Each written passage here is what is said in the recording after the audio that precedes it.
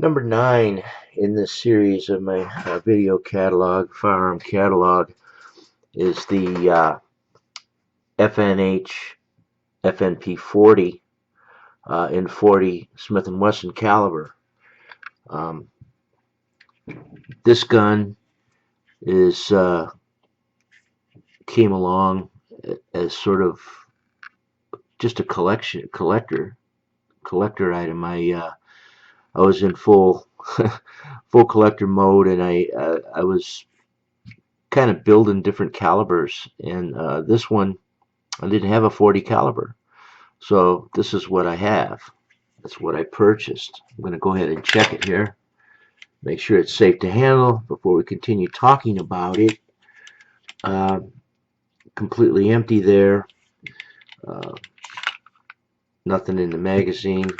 We have a clear firearm. So FNH stands for Fabrique Nationale der Stahl. It's a Belgian company. It's been around since the late 1800s. But they have as of like 1998, I believe, they have a really strong um, interaction with the U.S. government.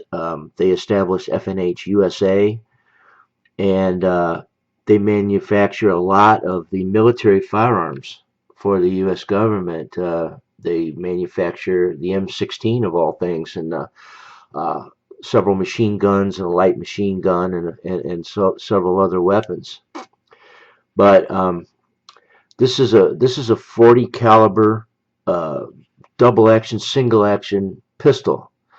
It's different from a lot of your modern pistols that are striker fired, where you just have a spring loaded striker that hits the firing pin and away it goes. This has a hammer. It operates a lot like a revolver does. This is kind of interesting in that it has a decocking lever. Uh, it's an ambidextrous. It's on both sides. You can see right now the hammer is up, and by depressing this lever on either side, you can lower the hammer, and as you can see there, it's not all the way down. That's an interesting feature, because even if you have a round in the chamber and you want to safely decock the weapon, you can just hit the decocker and the gun will not fire. So it's kind of a good safety feature. On this side, you just got your takedown lever. The takedown is superbly easy. Your slide release lever and your decocker, and those are the controls basically. So again, I said I needed a 40 caliber, and I don't even remember doing the research on this thing, and how I actually came up with this. A lot of the guns that I purchased, I just found sitting in the rack and in the case at the local gun dealer, and the guns seemed to fit the bill to what I needed or wanted. This one I actually had to order, and I don't even remember what my criteria was for ordering this thing. There's a lot of 40s out there. A 40 caliber Smith & Wesson um, is one of the most common rounds now with police forces. Uh, they use the 40 a lot, and I shoot 40 Smith & Wesson 165 grain jacketed hollow points in this thing for personal protection.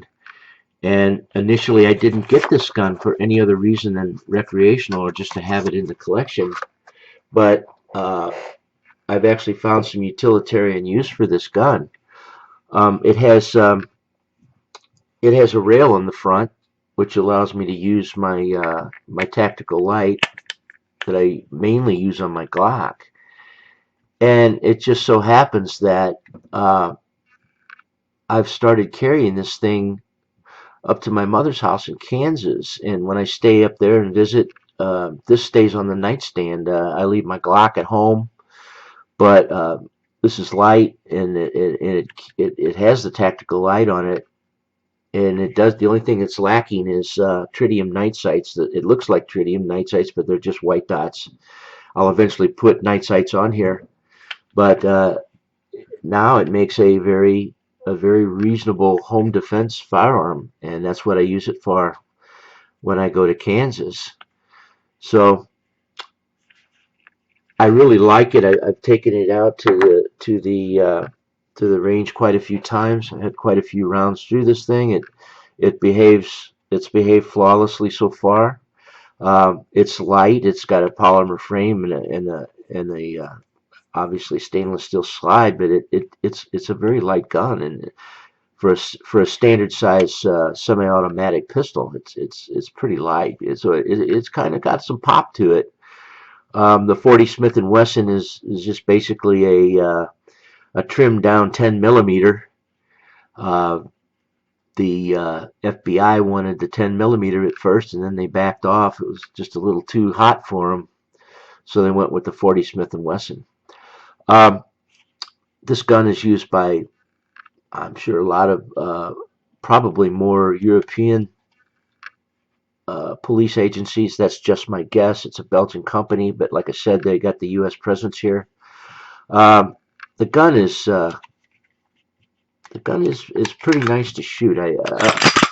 I haven't shot it that much to know if I'm totally accurate with it. The trigger is good on it. Uh, Double action mode, typical double action, 10 pounds. Not bad. It's got kind of a gritty, springy pop to it. It's not crisp, but it seems to work all right.